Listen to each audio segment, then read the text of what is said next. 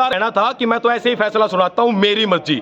तो मैंने कहा मैं ये तो गुंडागर्दी है, तो बोला ऐसे ही चलेगी। तो मैं हरियाणा सरकार से भी निवेदन कर रहा हूँ और हमारी किसान यूनियन के तमाम पदाधिकारियों से मेरी बात हो चुकी है। निश्चित तौर पर यहाँ पक्का मोर्चा भी लगाया जाएगा, तहसीलदार का पुतला दहन करेंगे और इसकी लिखित शिकायत हर जगह जहां भी जरूरत होगी वहां इसकी लिखित शिकायत को पहुंचाने का काम करूंगा।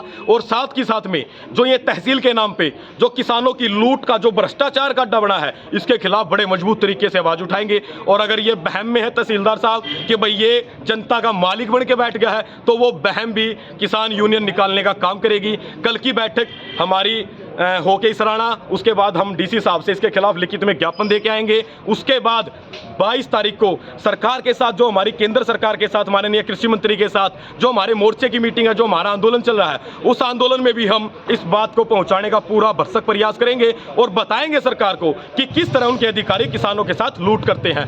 और 23 या 24 तारीख को यहाँ पुतला दहन करेंगे और अगर जरूरत पड़ी पक्के मोर्चे की तो पक्का मोर्चा यहीं लगेगा। और यहाँ अगर आमरण अनशन की जरूरत पड़ी तो मैं आमरण अनशन पे बैठने के लिए तैयार हूं। मैंने संयुक्त किसान मोर्चा, गैर राजनीतिक और किसान मजदूर मोर्चा, जो देश की 2 बड़ी फॉर्म में आंदोलन चलाए हुए हैं, उनको संदेश भिजवा दिया है कि हमारे साथ हरियाणा में इस तरीके से अन्याय है, तो हमारे मोर्चे का पूरी तरह समर्थन है और बड़े मजबूत तरीके से इसके खिलाफ आवाज उठाएंगे। माननीय एसडीएम साहब के पास मैं गया था, एसडीएम साहब मुझे मिले नहीं, तो वहां पे बैठे जो उनके कर्मचारी हैं उन्होंने कहा कि वो किसी काम से व्यस्त, आप आइएगा, आपकी सुनवाई होगी। अगर मेरी सुनवाई नहीं हुई तो मैं ये बड़े दावे के साथ कह रहा हूं, अगर यहीं बैठ के इस प्रांगण में प्राण देने पड़े ना, तो प्राण देने तभी पीछे नहीं हटेंगे।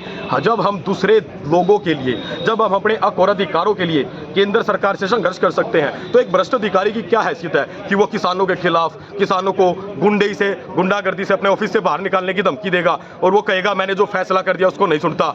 किसान सुनाना भी जानते हैं और किसान मजबूत तरीके से अपनी आवाज को भी उठाना जानते हैं। और निश्चित तौर पर अभी इसराना के कल हमारे किसानों की बैठक करके इसके खिलाफ बड़ा मोर्चा इसराना तहसील में खोलेंगे और बड़े मजबूत तरीके से इसके भ्रष्टाचार को और इसकी गुंडागर्दी को लोगों के सामने लेके आएंगे और तहसीलदार जो किसानों के साथ अन्याय कर रहा है उसको न्याय का मुंह तोड़ जवाब दिया जाएगा। आपका नाम? मेरा नाम मनोज जागलान, प्रदेश प्रवक्ता भारतीय किसान नौजवान यूनियन और प्रदेश प्रतिनिधि SKM नॉन पॉलिटिकल। धन्यवाद।